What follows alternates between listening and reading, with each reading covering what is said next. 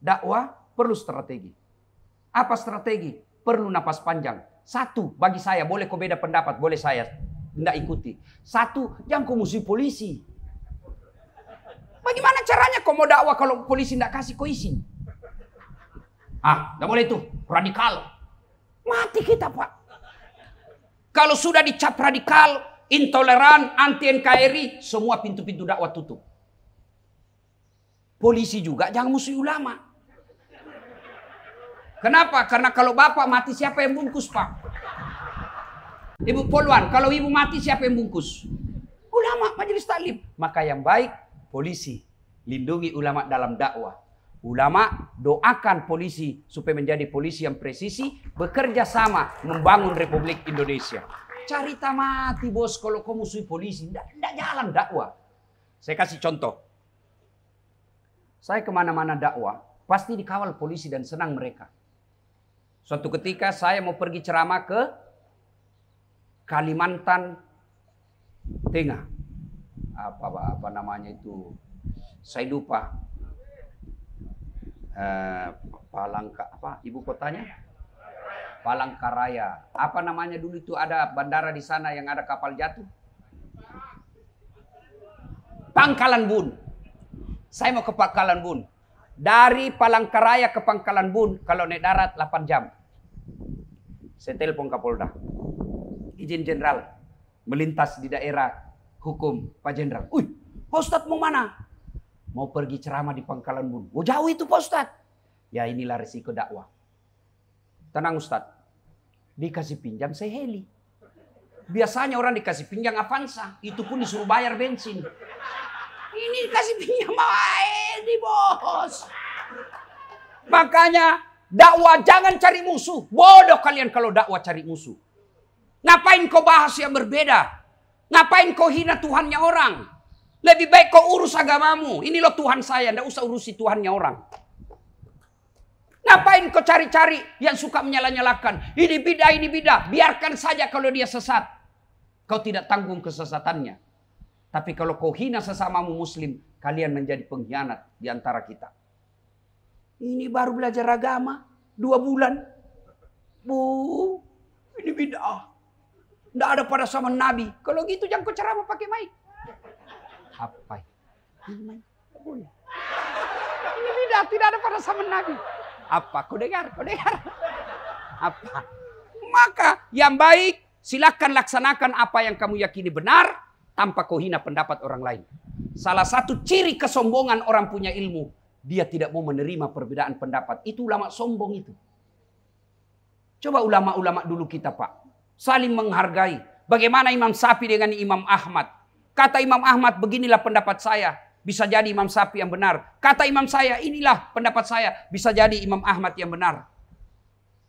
Kita baru belajar agama. Hanya karena tidak pakai jenggot orang. Kau tidak akui. Dia bukan Ustadz Sunnah. Saya dibilang itu bukan Ustadz Sunnah karena tidak ada jenggotku. Mau diapa kalau tidak mau tumbuh? Adalah. Ya. Dakwah, belajarlah saling menghormati. Kalau ada orang penceramah kasar mulutnya. Mau maki-maki aja kerjanya. Apalagi sampai menyebarkan kebencian dan fitnah. Belajar kembali deh bab adab. Puncak dari semua ilmu adalah adab. Biar kau kuasai Quran tapi kau memecah belah tidak ada gunanya. Rasulullah pernah ditanya, ya Muhammad, untuk apa kau diutus ke muka bumi ini? Mencerdaskan kehidupan bangsa, bukan itu saja. Tapi apa? Liutammimal makarimal akhlak. Memperbaiki akhlak manusia. Akhlak itu saling menghormati. Saya zaman kecil dulu kalau orang beda pendapat, enggak pernah ribut. Orang subuh, saya kunut, sampai saya tidak kunut, enggak ribut kita. Paling kita bilang, oh Muhammadiyah. Selesai. Maka, saudara-saudaraku kader dai, dakwah perlu strategi. Ibu bapak, saudara-saudara sekalian, teristimewa para alim ulama, para kiai, guru-guru, ustadz, dan terkhusus tamu kehormatan kita, para pejabat-pejabat yang hadir di tempat ini, ada yang mewakili gubernur, kapolda, saya tidak tahu lagi semua, yang insya Allah dimuliakan dan dirahmati Allah Subhanahu Wa Taala. Adik-adik, saya mau bagi ceramah saya menjadi tiga tema. Ya, karena ada anak santrinya, ada pelatihan dai, ada pelatihan imam. Ini namanya 3 in 1, murah meriah satu paket. Ya, yang pertama adik-adik sekalian, saya mau kasih hadiah. Siapa yang tahu 4 sahabat pilihan Nabi? Yang anak santri. Ayo, naik, langsung naik ke sini. Saya kasih kau hadiah. Cepat.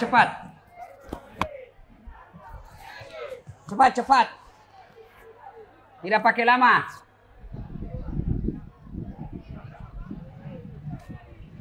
Tidak ada yang tahu. Pacetong. Cepat sini. Lari. Ini kita uji sudah 3 bulan di sini. Kita mau tahu pengetahuan agamanya. Ayo sini. Cepat. Biar jatuh kau lari juga. Ayo. Sini. Ya. Pertanyaan pertama. Sini. Ada berapa sahabat utama Nabi? Tapi sebelum kau jawab ada passwordnya. Siapa namanya bapaknya Pak Ahmad Ali? Hah? Tidak tahu? Siapa yang tahu? Siapa namanya istrinya Pak Ahmad Ali? Apa jabatannya Pak Ahmad Ali? Ketua DPR Sulawesi. Ketua DPI Sulawesi Tengah. Ketua? DPI Sulawesi Tengah. Apa lagi? Hah? Ketua Partai Nasdem. Ya, apa lagi? Ketua DPR. Nah, sekarang siapa yang kasih sekolah kau di sini yang bayarkan? Pak Ahmad Ali. Maka kau harus tahu, Dek, sebagai tanda terima kasihmu. Ya, kau harus tahu apa pangkatnya, apa jabatannya, supaya kita ini termasuk orang yang pandai berterima kasih. Karena Nabi katakan bukanlah bagian dari orang beriman yang tidak tahu berterima kasih kepada orang yang telah memperbaiki hidupnya. Ya, harus tahu itu ya. Nah, pertanyaan, ada berapa sahabat utama Nabi? 4. Disebut? Abu Bakar. Bukan. Gelarnya itu 4 disebut apa? Jangan kau, ini dulu.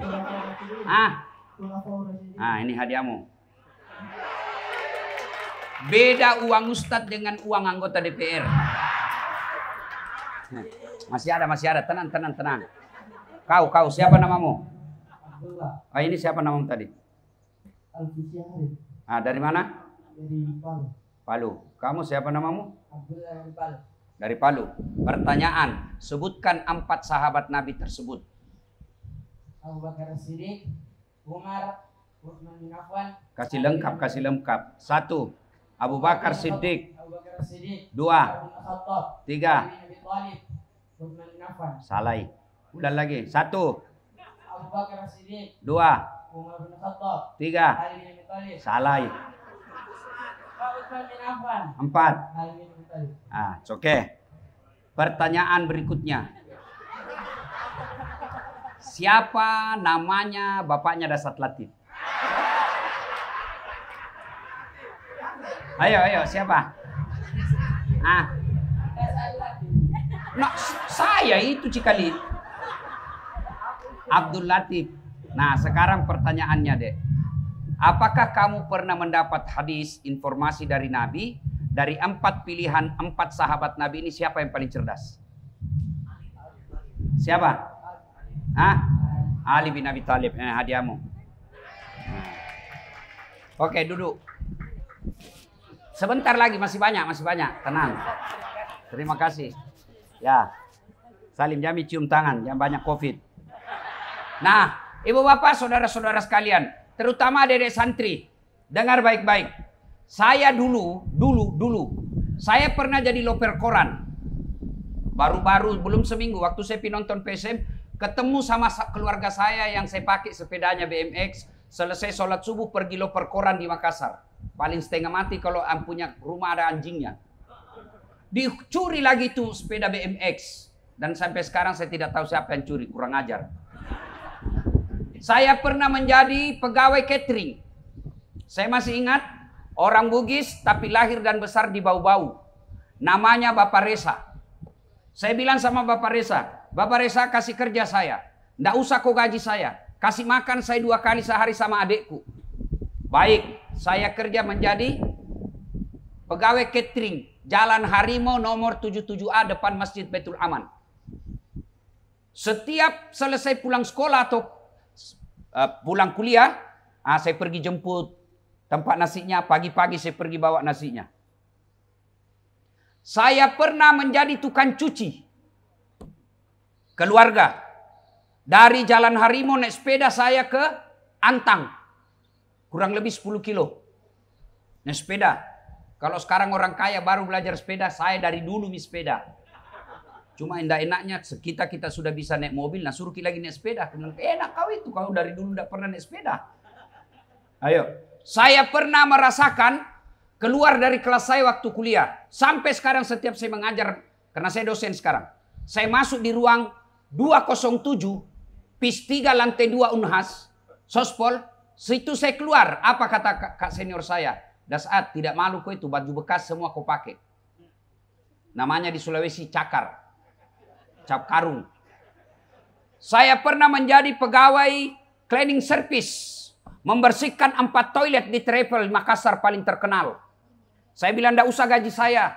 Kalau ada undian umroh gratis, kasih masuk namaku. Sampai tutup itu kantor tidak dapat. Saya sering jalan kaki. Dari Jalan Harimau ke sekolah Jalan Cakalang. Makassar SMA 4. Jalan kaki dari Jalan Harimau ke Alauddin. Bahkan pernah saya rasakan makan coto Ramadan. Saya bilang ujungnya Jalan Harimau. Depan toko buku siswa. Saya bilang sama yang tukang coto. Daeng, kasih banyak lomboknya. Kasih banyak airnya. Kenapa? Supaya tidak banyak dimakan. Kalau pedis kan setengah mati. Di situ saya lihat adik saya. Keluar air matanya karena kepedisan. Saya lari ke masjid. Namanya Masjid Baitul Aman, Jalan Harimau. Ya Allah, kalau saya siap menderita. Saya sudah lama susah.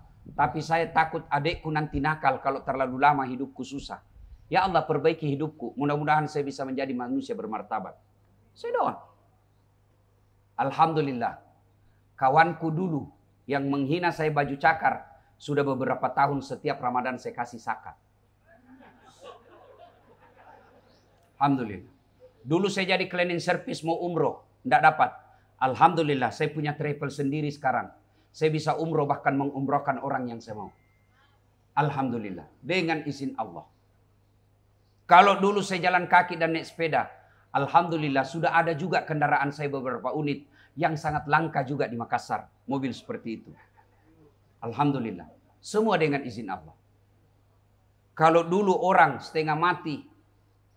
Saya bahkan dapat itu waktu di kampung. Saya tadi lewat sini saya bilang sama kampungku waktu kecil ini. Banyak hutang-hutangnya. Kan? Kalau kita lihat pesawat Pak. Itu kita lari. Woi kapal lalu tuh. Kapal lalu tuh.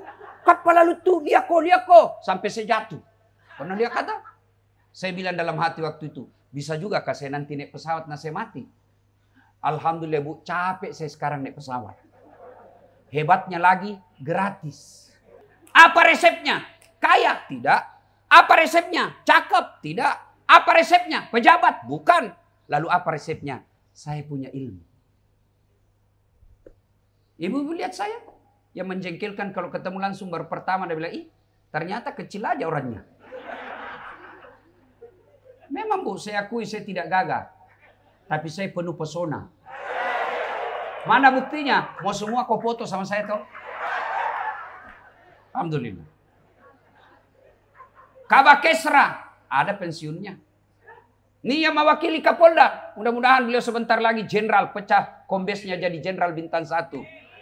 Tapi ada pensiunnya. Apa Pi? Ustadz, bupati, anggota DPR. Bupati 5 tahun aja. Itu ada mantan wakil wali kota. Selesai. Dulu bos, sekarang jadi rakyat biasa. Tapi kalau punya ilmu, janji Allah, maqamam mahmuda, saya angkat derajatmu. Maka adik-adik belajar kok. Memang ketika mondok seperti ini, Kita tidak pegang handphone. Makan ala kadarnya. Tidak ketemu orang tua. Tapi ingat katanya lagu Irama. Berakit-rakit dahulu. Berenang-renang ke tepian. Sakit-sakit dahulu. Susah-susah dahulu. Lalu kemudian berbahagia.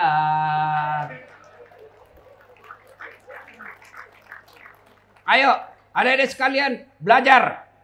Maka di pondok ini, manfaatkan waktumu untuk belajar. Hebatnya lagi kalian, gedungnya luar biasa cantik begini. Allahu Akbar.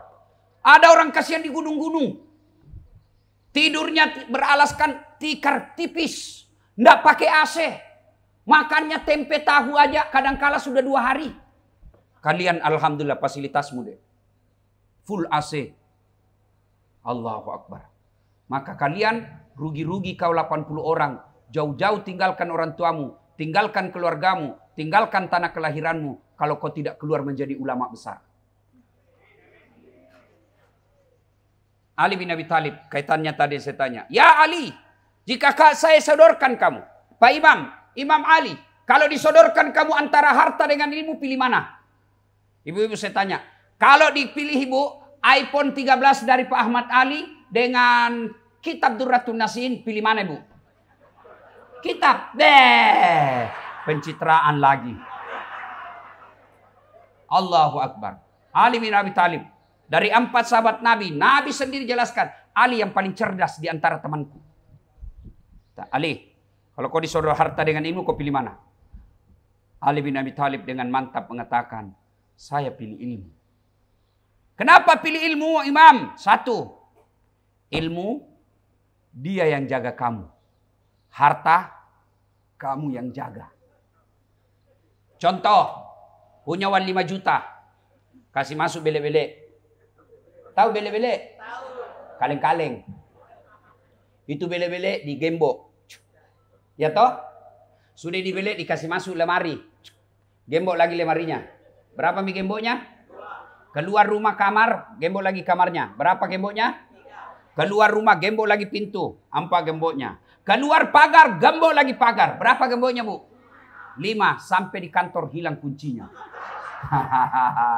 Setengah mati kau jaga toh? Iya toh? Sementara ilmu, dia yang jaga kamu. Mana buktinya? Mewakili Kapolda. Beliau ada di sini jaga sama pasukannya di situ. Kenapa dijaga? Karena dia jadi pejabat polisi. Kenapa jadi pejabat polisi? Karena dia cerdas. Tidak mungkin jadi kombes kalau beleng-beleng. Itu Satpol PP. Polisi setengah. Iya toh? Hei. Lihat Pak Ahmad Ali. Lihat Bupati. Lihat Gubernur. Kemana-mana dikawal. Nggak usahlah. Dasat Latif.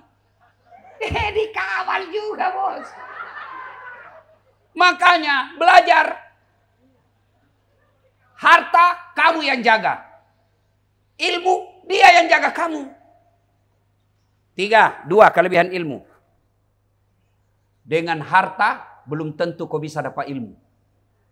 Tapi dengan ilmu kau bisa dapat harta. Berapa banyak orang kaya sampai Jakarta, sampai Makassar mati lampu. Kenapa? Tidak tahu kota. Ada dulu zaman saya kecil. Waktu itu belum ada handphone. Namanya wartel. Kaya ini di kampung Pak. Juragan tambak. Paling banyak tambaknya di kampung. Tapi tidak tahu membaca. Diajar membaca sama cucunya. Baca nek. PEP. Dikasih buku besar yang ada gambarnya. PEP. Tambah PEP. SOSO. PEPSO. DEDNT. Apa bacanya? Odol. Karena lihat gambar. Masuklah dia di wartel. Ya masuk kamar bicara. Diambil nomor teleponnya anaknya. Dia simpan. Berteriak. Halo. Ambokmu nak. Halo. Bapakmu Pedrang. Hoi. Halo. Dalam hati. Haji. Bagaimana mau nyambung? Pencet dulu nomornya. Dia udah pencet nomornya Pak. Nah kau ajarlah Pak Guru Kak. Saya ajar pencet. Sudah itu yang untuk di telinga nah simpan di mulutnya. Yang di mulut nak simpan di telinganya. Teriak lagi, halo, halo, enggak nak dengar. Halo, halo. Saya bilang Haji tak balik. Nah, bila lagi, loha. Loha. Aduh, bukan halonya terbalik. Ini banyak duitnya, tapi dongo. Banyak kan begitu, bos. Iya toh, dikasih bodoh-bodoh sama cucunya. Kenapa? Nggak punya ilmu.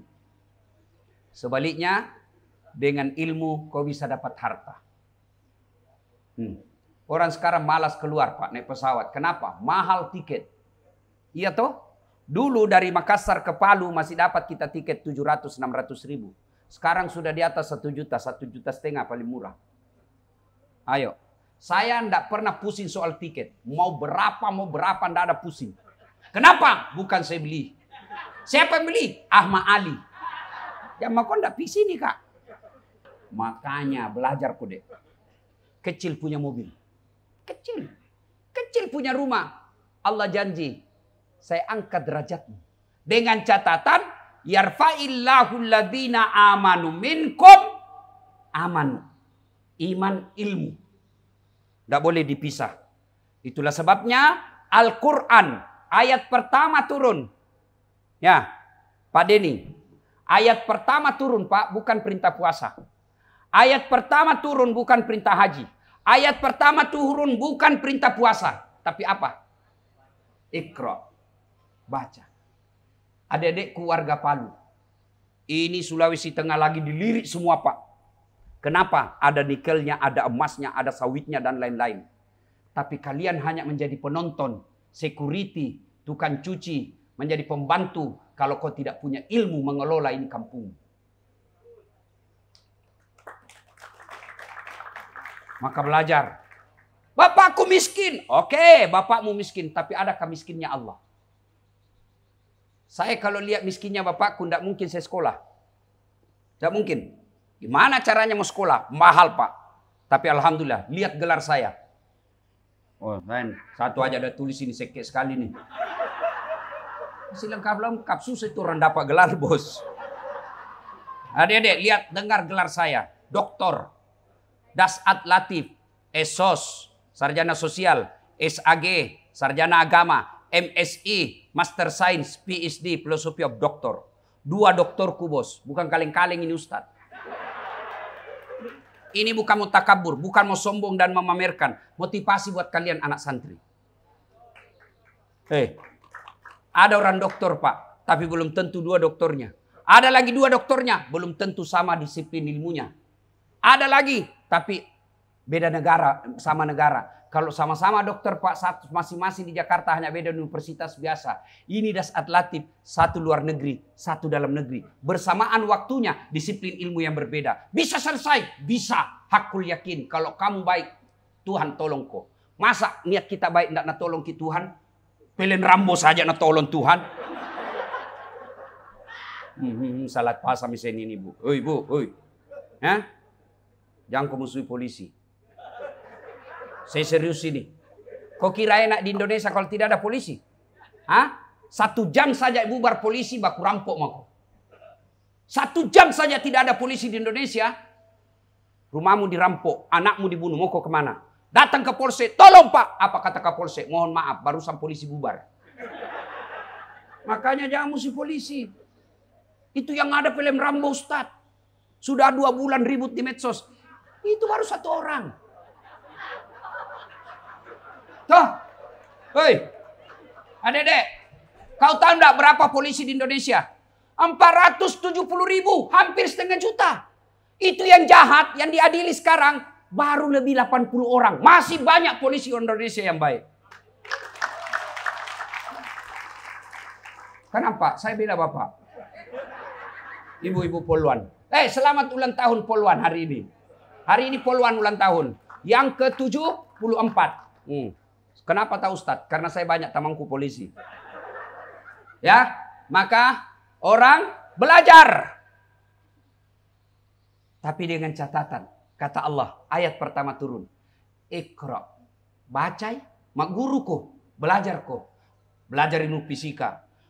Belajar ilmu tanah. Belajar ilmu tambang. Belajar masak-memasak. Belajar keamanan. Belajar kelautan. belajar struktur tanah. Silakan kau pelajari semua. Dengan catatan, garis bawahi.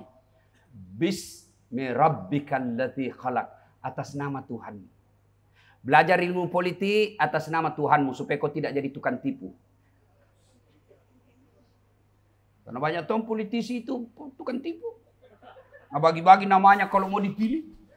Pilih saya, sama-sama kita orang sini, orang Palu. Ada masalah, telepon saya 24 jam. Ini nomor HP ku. Begitu terpilih, nah ganti nomor HP-nya. Ada begitu di sini? Ada? Ada? Kau salah karena mau pilih. Ayo, Bapak Ibu, adik-adik, terutama adik-adik, belajar.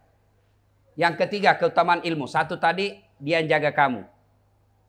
Dua, kau belanjakan. Yang kedua, kau bisa dapat uang. Yang ketiga, dengan harta, kau belanjakan, dia berkurang. Tapi ilmu kau kasih orang bertambah. Itu yang disebut amal jariah. Saya punya uang 5 juta. Saya kasih anak santri 3 juta. Pasti berkurang nilai uang saya. Tinggal lagi 2 juta dalam kantongku. Tapi saya tahu doa-doa. Saya tahu hafalan-hafalan. Saya kasih ke adik-adik. Kurang ilmuku? Ayo hafalan adik. Doa pembuka hati. Sudah hafal. Mana? Hilangi. Kenapa lagu? Tidak toh. Itu yang disebut amal jariah. Maka belajar. Di sini gunakan waktumu untuk belajar. Pegang janji Allah. Allah angkat derajatmu. Yang jadi masalah kalau kau datang di sini tidak serius belajar. Apalagi kalau kau selalu main HP. Ya, sembunyi-sembunyi main HP, kau tidak rugikan gurumu, kau tidak rugikan ustadzmu. Siapa yang kau rusak? Dirimu sendiri. Jadi jangan kau sembunyi-sembunyi main HP. Ini HP juga yang banyak rusak anak-anak kita, Pak. Iya toh? Bu, jangan sampai Bu kira anaknya belajar buku matematika di luar dalam HP. Kalau dia sudah merah matanya main game itu. Masih ingin game masih baik, tapi sekarang banyak judi online. Kita doakan polisi dan aparat penegak hukum segera memberantas judi online dan narkoba. Karena kalau narkoba beredar, Pak, hancur anak-anak kita. Ya. Satu, tentang adik-adik belajar ke agama. Insya Allah Allah angkat derajatnya. Gampang sekali itu. Yang kedua, kepada teman-teman dai. Suatu kali Nabi datang, sahabat anak muda. Ya Rasulullah, saya pendosa. Kata Nabi, taubat kok. Tapi ku ulang lagi, taubat kok lagi. Ku ulang lagi ya Rasul, taubat kok lagi. Berarti banyak dosaku. Kata Nabi, dosamu banyak, ampunan Allah jauh lebih banyak. Datang lagi, ya Rasulullah, nak kena kabala. Kena saya masalah ini ya Rasul. Kenapa kok? Saya berhubungan badan siang hari bulan Ramadan. Kata Nabi, wah. Besar masalahnya ini. Kau harus puasa 60 hari berturut-turut. Kafarat namanya. Berapa ya Rasul? 60 hari berturut-turut. Kata ini sahabat, ya Rasulullah 1 bulan saja saya kecolongan. Apalagi kalau 6 bulan, 2 bulan. Kata Nabi, ya sudah kalau begitu. Kau bersedekah di kampungmu. Ya Rasulullah saya orang miskin. Ini juga sudah miskin melanggar lagi. Kan? Saya orang miskin. Kata Nabi, baiklah kalau gitu. Ini ada kurma, ada roti. Kau bawa di kampungmu, sedekahkan untuk orang miskin yang ada di kampungmu. Apa kata ini orang? Ya Rasulullah, saya paling miskin di kampungku. Apa Nabi marah? Subhanallah. Nabi bersabda, ya sudah, kau yang makan. Allahu Akbar. Begitulah Rasulullah berdakwah. Datang lagi anak muda. Non muslim. Ya Muhammad. Ada apa? Saya mau masuk Islam. Bagus. Apa syaratnya? Saya penjudi. Saya pemabuk. Saya pesina. Saya pawotoro. Apa boleh saya masuk Islam? Kata Nabi boleh. Apa syaratnya? Kata Nabi 1. Jangan kau bohong. Itu aja syaratnya. Boleh judi? Boleh. Boleh berzina? Silakan. Boleh mabuk? Silakan. 1 yang tidak boleh. Jangan kau bohong. Sudah. 2 kalimat syahadat. Setelah 2 kalimat syahadat. Datang. Ketemu sama cewek. Dia mau berzina. Apa kata? Waduh. Kalau saya berzina ini. Saya sudah Islam. Kalau saya berzina lagi, tidak ada perubahan dalam hidupku. Kalau saya bohong, saya melanggar janji Muhammad. Tidak jadi berzina. Lepas. Mau judi. Mau lagi judi. Kalau saya judi, tidak ada perubahan, saya masuk Islam. Kalau saya bohong, janji saya sama Muhammad. Akhirnya apa? Setiap mau melakukan dosa, dia ingat janjinya. Dan akhirnya dia datang kepada Muhammad. Muhammad, luar biasa kau bos. Betul satu juga kau minta, tapi intinya ini. Metode Rasulullah dakwah. Saudaraku, dakwah itu perlu napas panjang. Dakwah itu perlu strategi. Coba lihat ketika Nabi perjanjian Hudaybiyah. Waktu itu Rasulullah di Madinah sudah mayoritas. Lebih banyak orang Islam di Madinah daripada kafir Quraisy di Mekah. Datang Nabi ingin haji, ditahan sama mereka. Tidak boleh kau masuk Muhammad, padahal mereka minoritas. Nabi lebih banyak, supaya lebih gampang kira-kira kalau diangkakan. Nabi datang dengan 500 orang, ini yang datang, ini yang menghalangi cuma 50. Kalau Bapak kira-kira kita sudah banyak, banyak bicaramu situ. Tapi Nabi tidak. Umar sudah jengkel. Ya Rasulullah, kita lebih banyak, hantam mereka. Kata Abu Bakar, Umar sadar kok. Kok kira Nabi tidak tahu? Akhirnya Nabi bilang, sudahlah kita mengalah. Tidak apa-apa, tahun depan saja kita bikin perjanjian. Itulah perjanjian Hudaybiyah. Dan apa yang terjadi? Setelah perjanjian itu, bondong-bondong orang lebih gampang masuk Islam. Perlu strategi. Dakwah perlu strategi. Apa strategi? Perlu napas panjang. Satu, bagi saya, boleh kau beda pendapat, boleh saya tidak ikuti. Satu, jangan kau musuh polisi. Bagaimana caranya kau mau dakwah kalau polisi tidak kasih kau izin? Tidak boleh itu, radikal. Mati kita Pak. Kalau sudah dicap radikal, intoleran, anti NKRI, semua pintu-pintu dakwah tutup. Polisi juga jangan musuh ulama. Kenapa? Karena kalau bapak mati siapa yang bungkus Pak? Ibu Polwan, kalau ibu mati siapa yang bungkus? Ulama, majelis taklim. Maka yang baik, polisi. Lindungi ulama dalam dakwah. Ulama doakan polisi supaya menjadi polisi yang presisi, bekerja sama membangun Republik Indonesia. Carita mati bos kalau kau musuhi polisi, tidak jalan dakwah. Saya kasih contoh. Saya kemana-mana dakwah, pasti dikawal polisi dan senang mereka.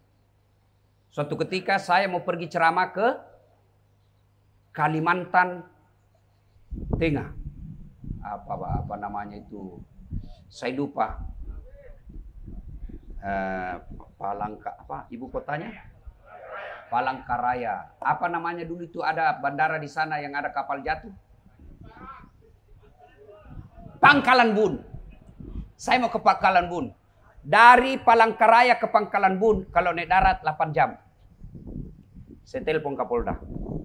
Izin Jenderal melintas di daerah hukum Pak Jenderal. Pak Ustadz mau mana? Mau pergi ceramah di Pangkalan Bun. Oh jauh itu Pak Ustadz. Ya inilah resiko dakwah. Tenang Ustadz. Dikasih pinjam saya heli. Biasanya orang dikasih pinjam Avanza. Itu pun disuruh bayar bensin. Ini dikasih pinjam heli bos. Makanya dakwah jangan cari musuh. Bodoh kalian kalau dakwah cari musuh. Ngapain kau bahas yang berbeda? Ngapain kau hina Tuhannya orang? Lebih baik kau urus agamamu. Ini loh Tuhan saya, tidak usah urusi Tuhannya orang. Ngapain kau cari-cari yang suka menyala-nyalakan? Ini bidah. Biarkan saja kalau dia sesat. Kau tidak tanggung kesesatannya. Tapi kalau kau hina sesamamu muslim, kalian menjadi pengkhianat di antara kita. Ini baru belajar agama 2 bulan. Bu, ini bidah. Tidak ada pada zaman Nabi. Kalau gitu jangan kau ceramah pakai mic. Apa? Ini boleh. Ini bidah, tidak ada pada zaman Nabi. Apa? Kau dengar? Apa? Maka yang baik silakan laksanakan apa yang kamu yakini benar tanpa kau hina pendapat orang lain. Salah satu ciri kesombongan orang punya ilmu, dia tidak mau menerima perbedaan pendapat. Itu ulama sombong itu. Coba ulama-ulama dulu kita Pak. Saling menghargai. Bagaimana Imam Syafi'i dengan Imam Ahmad. Kata Imam Ahmad, beginilah pendapat saya. Bisa jadi Imam Syafi'i yang benar. Kata Imam saya, inilah pendapat saya. Bisa jadi Imam Ahmad yang benar. Kita baru belajar agama hanya karena tidak pakai jenggot orang. Kau tidak akui, dia bukan ustadz sunnah. Saya dibilang itu bukan ustadz sunnah karena tidak ada jenggotku. Mau diapa kalau tidak mau tumbuh? Adalah, ya, dakwah, belajarlah saling menghormati. Kalau ada orang penceramah kasar mulutnya, memaki-maki aja kerjanya, apalagi sampai menyebarkan kebencian dan fitnah, belajar kembali deh bab adab. Puncak dari semua ilmu adalah adab. Biar kau kuasai Quran tapi kau memecah belah tidak ada gunanya. Rasulullah pernah ditanya, ya Muhammad, untuk apa kau diutus ke muka bumi ini? Mencerdaskan kehidupan bangsa, bukan itu saja. Tapi apa? Liutammimal makarimal akhlak, memperbaiki akhlak manusia. Akhlak itu saling menghormati. Saya zaman kecil dulu kalau orang beda pendapat, enggak pernah ribut. Orang subuh, saya kunut, sampai saya tidak kunut, enggak ribut kita. Paling kita bilang, oh Muhammadiyah. Selesai. Maka, saudara-saudaraku kader dai,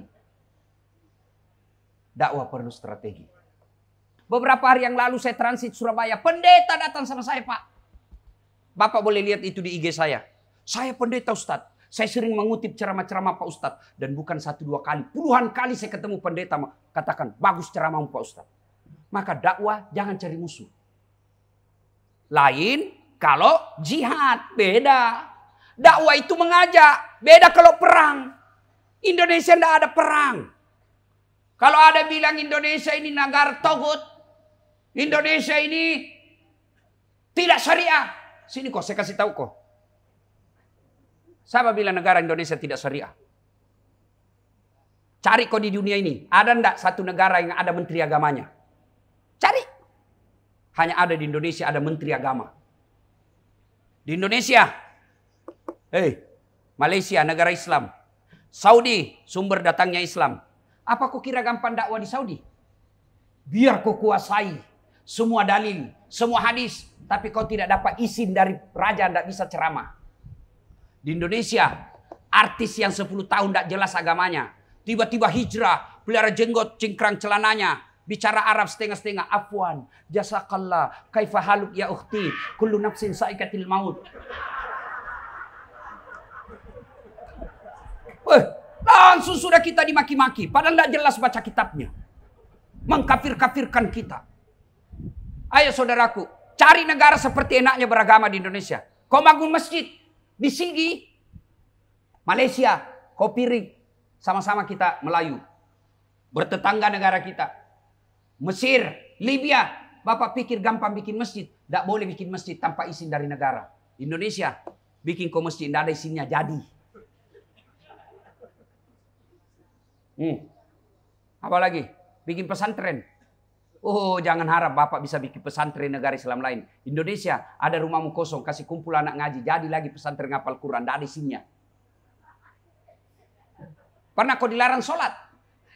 Difasilitasi. Haji, haji. Satu-satunya negara yang bayarkan hanya jamaah haji Indonesia. Itu namanya subsidi haji.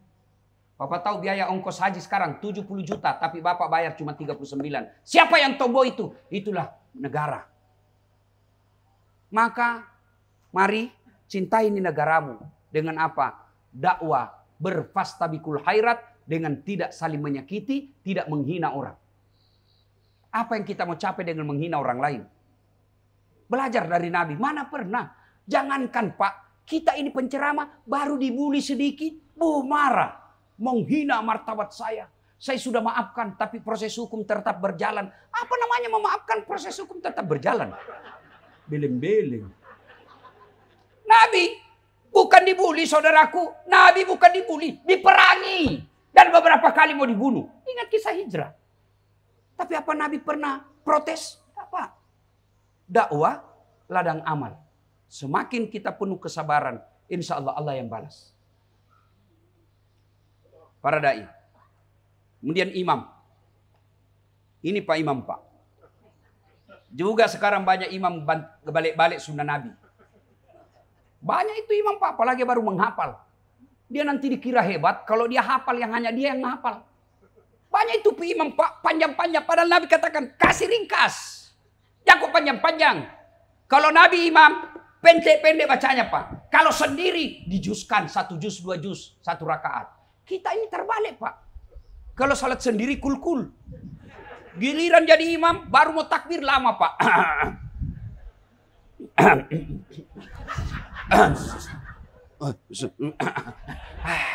Ada juga begitu Pak. Seandainya boleh disurvei dalam masjid Pak. Mana kau suka imam yang pendek bacanya dengan panjang? Coba ibu angkat tangan. Siapa yang senang yang pendek bacanya bu? Kita semua, saya juga. Kenapa Nabi katakan ringkaskan? Karena orang di belakang kan macam-macam. Ada yang pensiun sudah asam urat, tidak bisa lama berdiri. Ada juga ibu-ibu yang dia lupa tutup makanannya. Habis sudah ikan dimakan kucing. Ada lagi anak muda yang pakai sepatu baru, dia lupa simpan baik-baik. Hilang sudah sepatu.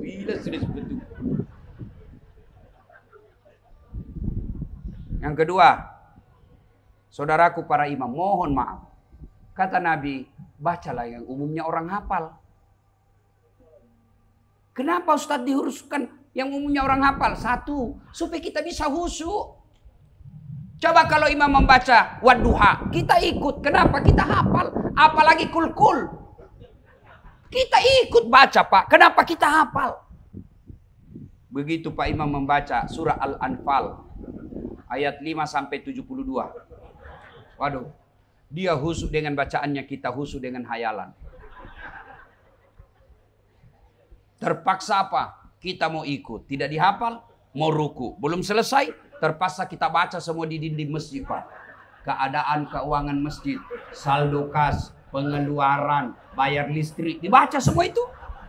Belum selesai Pak Imam Pak, sudah habis dibaca 1 papan, kalender lagi dibaca. Persatuan Buruh Republik Indonesia, Kabupaten Sigi.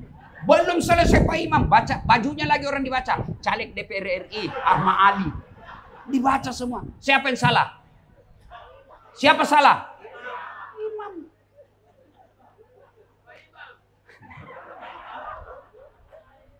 Jadi sunnah, ringkas, baca urung hafal. Yang kedua, tujuannya umum orang hafal. Supaya kalau imam salah, ada yang bisa bantu. Kalau Pak Imam membaca wadduha, salah kita semua bisa bantu karena kita hafal. Tapi begitu Pak Imam membaca surah Al-Baqarah, ayat 100 sampai 20, 200 sampai 200 Pak. Dia baca. Ada lagi yang lebih memaksakan. Dia baca itu ada di sebelah Pak, nasimpang Quran di atas di depannya. Nggak pernah dianjurkan Nabi baca yang panjang-panjang. Saya pernah kejadian waktu di kampung. Sujud orang Pak. Waktu saya masih kecil, sujud ireng. Wih, lama sekali. Belum selesai Pak Imam. Nggak biasanya lama begini sujud. Tiba-tiba ada sahabat saya diangkat kepalanya.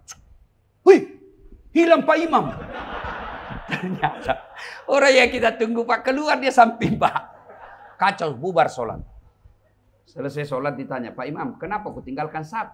Dia bilang, saya kentut nak. Metu Kak. Lain kali Pak Imam kalau kentut, kasih bangun kepalanya orang supaya dilihat. Dia bilang, saya sengaja nak malu saya kau lihat. Siapa salah? Siapa salah? Inilah Dewan Masjid hadir untuk pelatihan. Kalau Bapak senang panjang-panjang, 90% Bapak tidak ikhlas. Karena mau dibilang panjang hafalannya. Mau dibilang jago. Rasulullah tidak pernah mencontohkan itu. Maka baca yang ringkas. Yang umumnya orang hafal. Yang kedua ketika baca doa. Perdengarkan orang. Ada juga kadang-kala imam kita tidak tahu apa dia minta. Kita di belakang asal amin. Amin, amin, amin, amin. Amin, amin. Tidak tahu apa diminta Pak. Siapa tahu yang imam anak muda. Tidak ada istrinya. Ya Allah berikan kami jodoh. Kata bapak di belakang. Amin. Kata istrinya juga. Amin. Nah ibu bapak saudara-saudara sekalian. Mari jadikan Dewan Masjid ini tempat buat kita semua berfastabiqul khairat. Berlomba-lomba dalam mengambil-ngambil kebahagiaan. Bagi kita yang bisa imam, jadi imam lah. Bagi kita penceramah, ambillah bagian itu dengan penceramah. Bagi kita yang punya duit, bangunlah masjid. Bagi kita yang punya jabatan, bantu dengan jabatanmu. Bagi kita yang tidak punya ilmu, tidak punya jabatan, bantu dengan tenaga, gotong royong. Tidak juga bisa Ustadz gotong royong, maka bantu dengan cara apa? Diam. Ada juga orang tidak pernah datang jamaah, tidak pernah nyumbang, tidak pernah datang rapat, mitnah aja kerjanya. Kau diam saja bos. Nah ibu bapak saudara-saudara sekalian, inilah tausiah kita. Mudah-mudahan ada manfaat. Selamat atas pengukuhannya, mudah-mudahan. Bapak ibu kalau mau ada di YouTube saya, teknik berpidato. Public speaking namanya. Saya ini dosen komunikasi. Jadi harus tahu cara Pak. Ya, kasih ketawa orang. Buat orang gampang memahaminya. Coba lihat. Saya ceramah di depan presiden. Bapak Presiden yang saya hormati. Di depan pintu surga kelak. Ketika penghuni surga sudah masuk surga, tiba-tiba kunci surga macet. Marah orang Wahabi. Kenapa surga macet-macet kuncinya? Ini contoh cikali.